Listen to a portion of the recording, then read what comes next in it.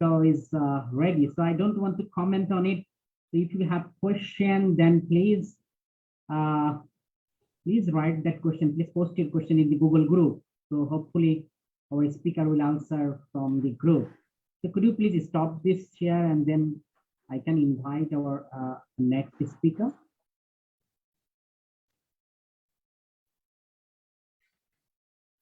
Just you can see the stop icon on top of the page, stop icon, and then you just okay. I think it's fine. So well, I would like to invite our next speaker, and our next speaker is Dr. Sita Aryal, and she works on actually natural resource management, community forest management, and social mobilization, gender equality and social inclusion, biodiversity conservation, multi-criteria decision making, and so on. And if I would like to say a few words, like she was awarded her PhD in natural resources and life sciences in 2014 with the specialization, as I mentioned earlier, from the University of Bodenkultur of Austria, Vienna, and she also got her master's degree in mountain forestry in 2008 from the same University of Austria. And she has long career of 15 years working experience in natural resource management sector. So Dr. Sita will talk about community forest management case of Nepal. So I would like to invite Dr. Sita to deliver kindly deliver her lecture. Dr. Sita, please. So I'm going to stop my slides. So now hopefully you can share your screen. So you will have 30 minutes.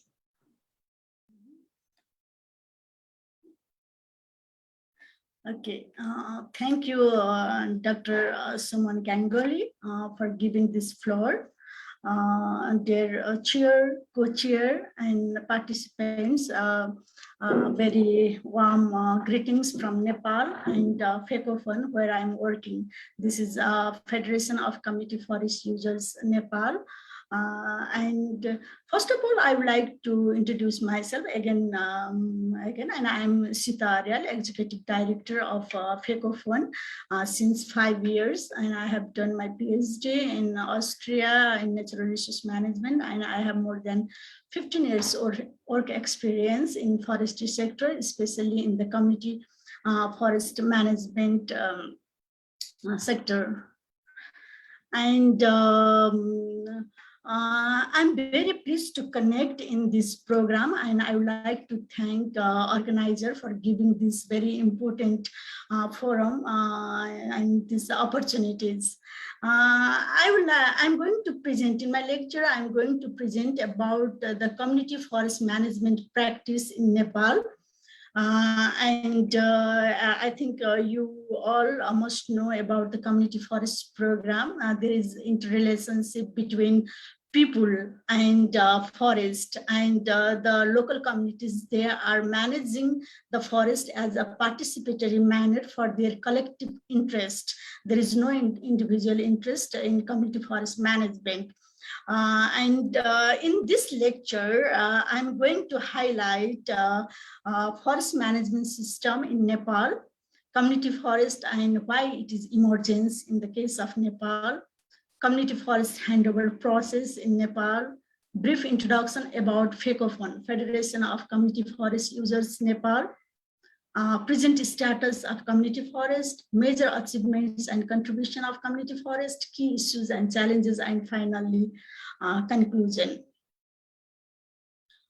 In Nepal, based on the forest tenure regimes, there is two types of forest. One is private forest, which is totally owned by the individual, household and family. And another one is they have right, the individual, household and family have right for protection, management, utilization of their forest area in the private forest. And in national forest, this is totally controlled by government. and all the rights, all the tenure rights, land tenure rights under Nepal government. And within the national forest, there is 6 types of forest. This is 6 categories of forest. One is government managed forest. This is totally managed by government for forest protection, management, utilization, everything. And another one is community forest. I will explain about the community forest in later. And another one, the third one is collaborative forest. Collaborative forest is also a part of the national forest, which is the land tenure right is under government, but the forest protection, management, and utilization, and also benefit sharing of the forest resources in a collaborative way among local government, divisional forest office, and local communities. There is three aspects they are collaborating for forest management in collaborative forest. And leasehold forest is also a part of the national forest. The government handed over to the local communities who are poor and vulnerable for their income generation. And for leasehold forest, government make like 20 years, 30 years time period for those communities for income generation activities. And religious forest is a cultural and customary practice. The people want to protect the forest for their ritual activities. And this is also part of the national forest, the land tenure right under government. And only the religious committee groups, they can get a certain part of the forest area for religious purpose and protection of the forest area. They have no right for the utilization and management activities in religious forest. And finally, there is one protection forest in Nepal. This is in Nepal, we have lots of national park, protected area, hunting reserve, wildlife reserve. Those are under government. Government are managing this forest, and the government and armed force, they are protecting the forest. And there is no provision for entry of the local communities.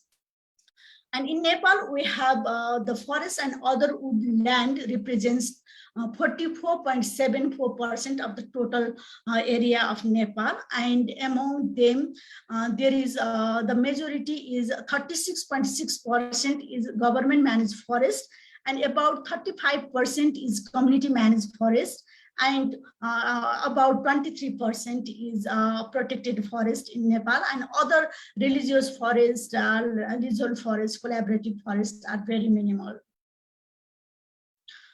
Yes, now I want to describe about the community forest in detail, because my title is also the same. And then the community forest is a part of national forest, which is handed over to the local communities who are living nearby the forest for their protection, management, and utilization for collective interest. And in Nepal, this community forest handover process started from 1987 from the mid-hill region of Nepal. And in community forest, there is 3 aspects.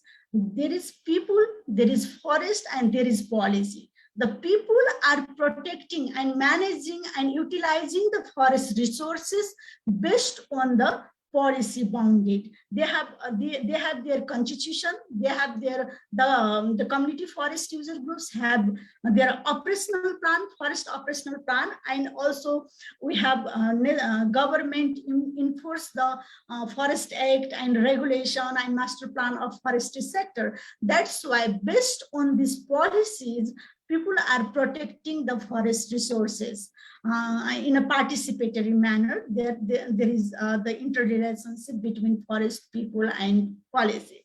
And the main elements of community forest is community forest user groups is an autonomous and self-governed institution at a grassroots level, because government hand over the forest to local community, and they have full authorities for decision making.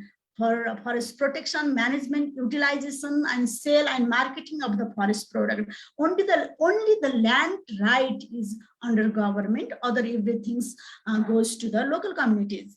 And they have also, community forests have also well-defined forest boundary and users. How many people, how many households are managing the forest area, how many hectare forest area are managing, those are clearly defined in the constitution and operational plan of community forest user groups, and also devolved authority to user for forest protection, management, and utilization and marketing of the forest products.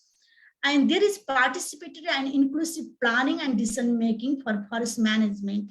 In community forests, there is a general assembly every year, and in general assembly, community forest user group, they discuss how to protect their forest, how to manage their forest, what kind of products they wanted to take over from the forest and selling in the market.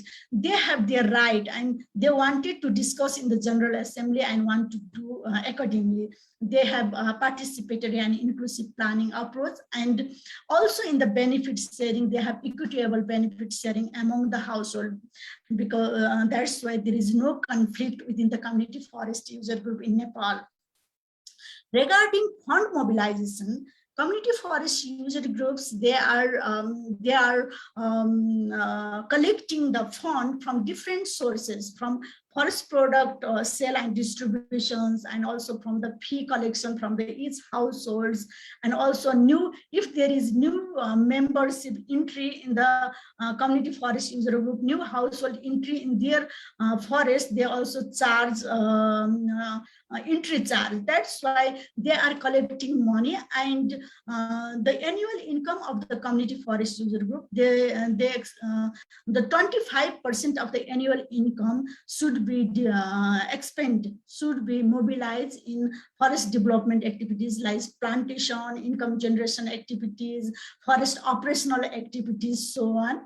And after that, remaining amount of the annual fund, 50% fund can be used for income generation activities for poor and women, forest-based enterprise promotion activities, and 50%, remaining 50% of the fund can be used for social development activities.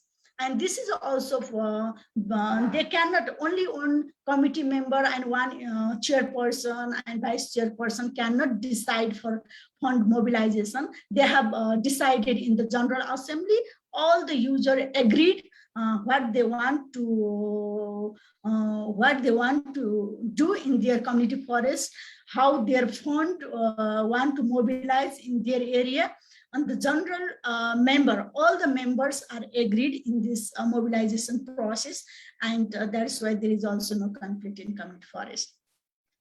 This is the process of community forest. This flowchart is the process of community forest formation and community operational plan handover process. And in the beginning, this one, the forest and user identification has been done by Divisional Forest Office, the technical staff of the Divisional Forest Office. And the technical staff of Divisional Forest Office started a household visit. They also make toll meeting, interest group meeting, and they have done a social mapping, well-being mapping, and they collect all the information related to users, and then they form the user community forest users, and they organize the General Assembly, and in General Assembly the technical staff of Divisional Forest Office support to prepare constitution of the community forest user groups. And the constitution of community forest user group focus the number of households engaged in this community forest, and how many people are in the executive committee, who are chairperson, vice chairperson, and so on. And then fund mobilization system, everything, the social aspects are included in these constitutions. And this constitution approved by divisional forest office, and after that they register in division forest office, and they hand over to this community forest, hand over to the local community as a name of community forest user group. After the handover of community forest user groups constitutions, then the operational forest management plan preparation activities start. During the at that time, after user formation and registration, the technical staff of divisional forest office start like forest demarcation, forest resource inventory, participatory mapping, transit work within the forest, and they collect the information related to forest resources. How many stocks are there? How much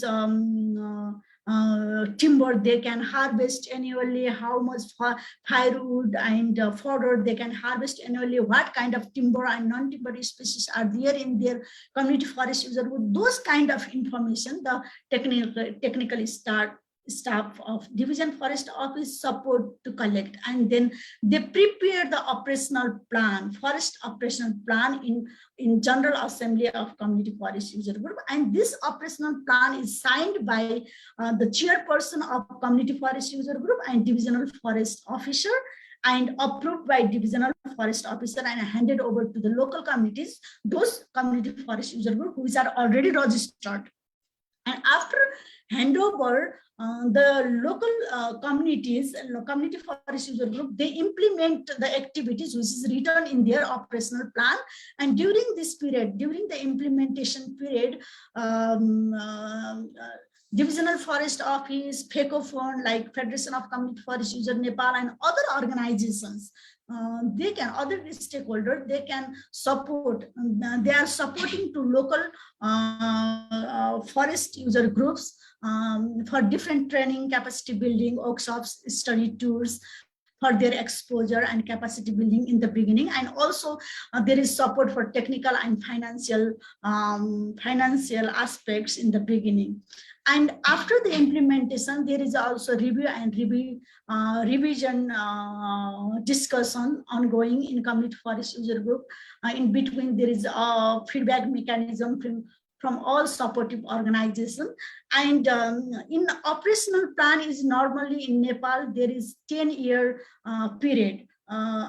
Forest operation plan. That's why if they feel during the reflection time, if the community forest user group feel that there is something missing in their operational plan while they are preparing, then they can again amend their operational plan addressing their missing points, and they can approve from the divisional forest office, and they can implement those activities which is missing. Those are the formation process of community forest and operational plan. And why emergence community forest in Nepal? I wanted to say something about that. That during 1980s, in Nepal, all the forest was under government control, and there is no provision to enter the forest, no provision of local communities to enter the forest, and there was completely restriction of the local communities to enter the forest for their for collecting firewood, fodders, so on. But at that time, local communities, local people, they who are living nearby forest and even inside the forest, those they are totally dependent upon forest resources for their subsistence livelihoods, like fodder, fuel wood, timber for construction, etc. And so that local communities, they was illegally enter the forest and they destroy the forest. And due to that reason, there was rapid degradation of forest resources, and resources during 1980s. And after that, due to this rapid degradation and deforestation by illegal activities doing by local communities, the government of Nepal, they was unable to control the local communities, and they was unable to control the degradation and deforestation activities at that time.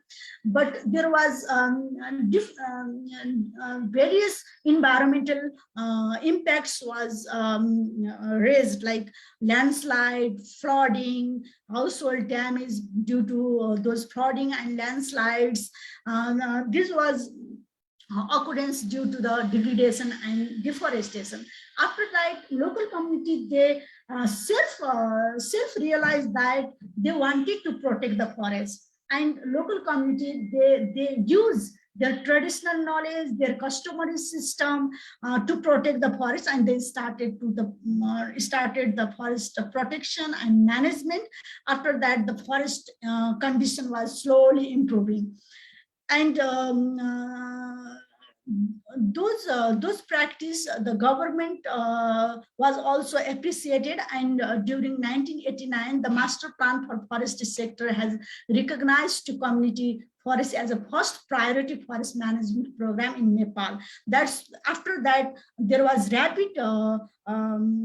rapidly handed over of community forest because government realized that local community can protect, manage, and utilize the forest, so that only local community is the key to protect the forest. They realized that's why from the 1993 there was Forest Act indoors, and 1995 there was forest regulation indoors, and based on that the community forest user group handed over process was rapidly increased, and now the community forest is and the integral part of the life of local communities. They are doing many activities, participatory management, and they are doing income generation activities, and the pictures also shows like that.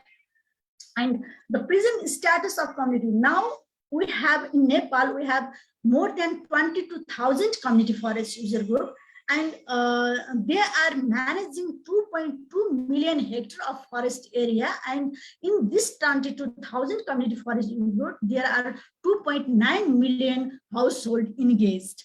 And for population, about 14 million people of Nepal are engaged in community forest user groups in this 22,000 community forest user, which is half of the Nepal's population. They are engaged as a community forest user groups and protecting the forest area. And I already said about 30% of the total forest area, 35% of the total forest area is covered by community forest in Nepal. And out of the 22,000 community forest user groups, 1,022, near about 2,000 community forest user group are only led by community women in Nepal. And now I wanted to say something about FECOFUN, Federation of Community Forest Users Nepal. What is FECOFUN? FECOFUN is an umbrella organization of those more than 22,000 community forest user groups, which is established. It is established on 1995, and it works at grassroots and community level with the motto of sustainable natural resource management, secure community right, gender equity, social inclusion, governance, justice, and prosperity through community forest. And this is the organization buildings on this is on building of FECOFUN, and the members are discussing in different level, and the organization structure is like that. This is also in line with the federal structure of Nepal. We have one federal office, federal FECOFUN in Bhaktapur, is nearby, adjoining of Kathmandu area. We have one federal FECOFUN, and we have 7 provincial FECOFUN in 7 province level. And there is also network. We have like executive committee, and we have district FECOFUN in 77 district, 530 local FECOFUN, and more than 22,000 community forest user group in the beginning, in the grassroots level. And the FECOFUN emerged from the idea that all community forest user group in the country should be linked in an organized way in order to strengthen the right, role, and responsibility of users in policy making process. Because there are diversified community forest user group throughout the country, and that's why FECOFUN wanted to link those all groups for their for the policy processes to secure their rights. That's why FECOFUN is an umbrella organization, and the FECOFUN playing its role in different thematic area. For example, sustainable forest management, policy advocacy, capacity building, and good governance, JESI, promotion of forest-based enterprise and livelihood support, climate change and disaster risk reduction, biodiversity, environment conservation, energy sector, coordination with different types of government and stakeholders, and networking with national and international organizations. And yes, after the support of FECOFUN and CFUG itself grown up, now there is huge changes we can see in community level. And the major achievements of community forest user groups is there is restoration of forest, degraded forest land increase, and forest cover and greenery increased from 39% to 44.74%. Now we can also see in the picture in 1995 this land is like this, and in 2010 this was also old picture. In 2010 it looks like a change, and because of community forest community protection. And another is secure. Due to the community forest, there is secure collective right of local communities and IPs in the forest resources and protect traditional knowledge and customary practice at grassroots level. And they also establish sustainable institution, democratic practice, and inclusive good governance through community forest at grassroots level.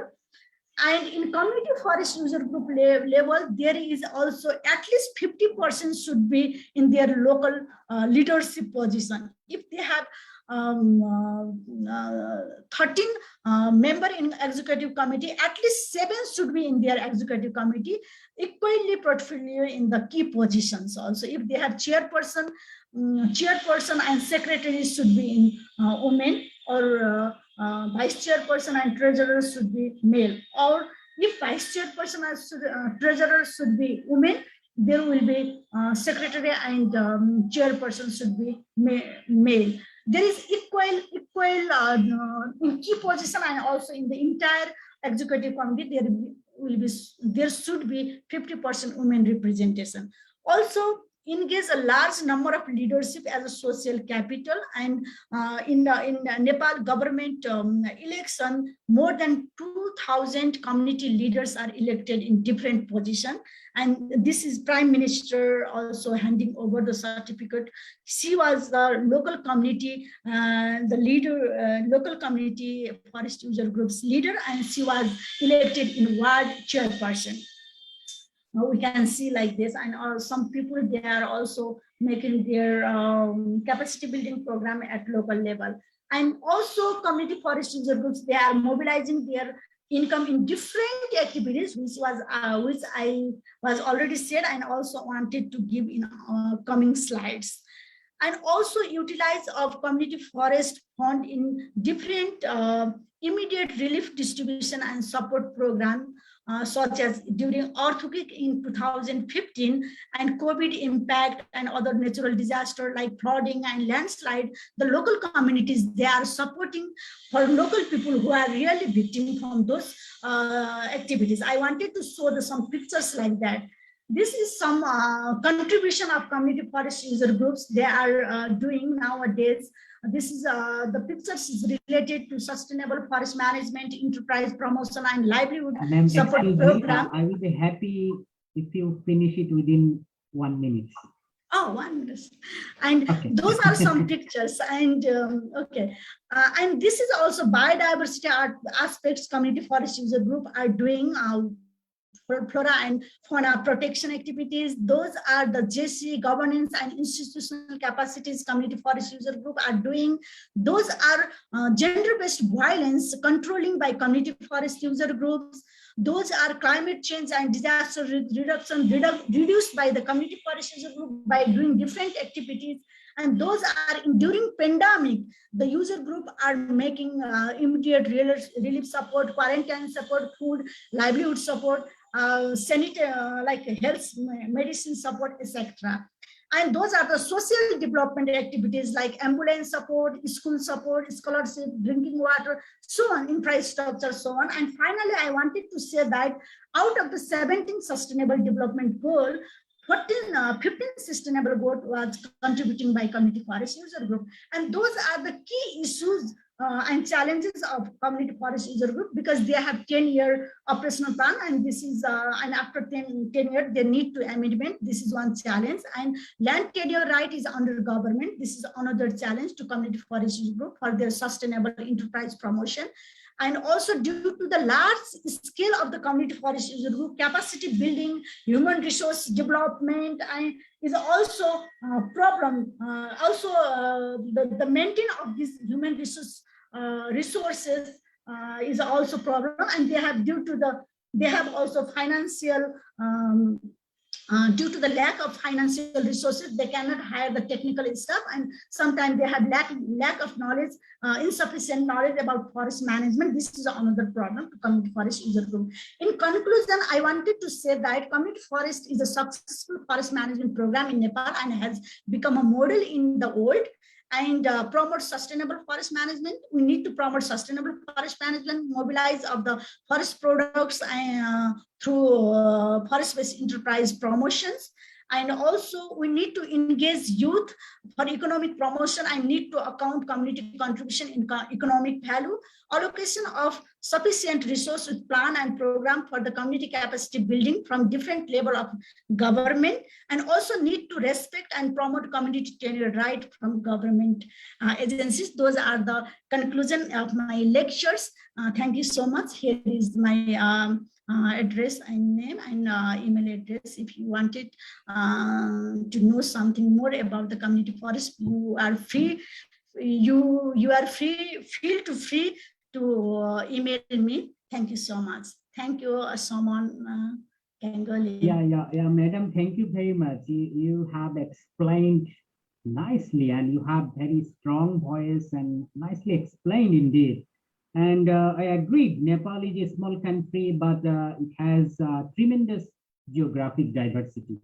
And however, sorry to know deforestation was occurring, but glad to know that community forest program, and that is actually 39 to 45% that was increased. And also very important to know and glad to know the women involvement in this program. So I hope this will actually improve the situation, and of course you can conserve the forestation or restrict the deforestation. So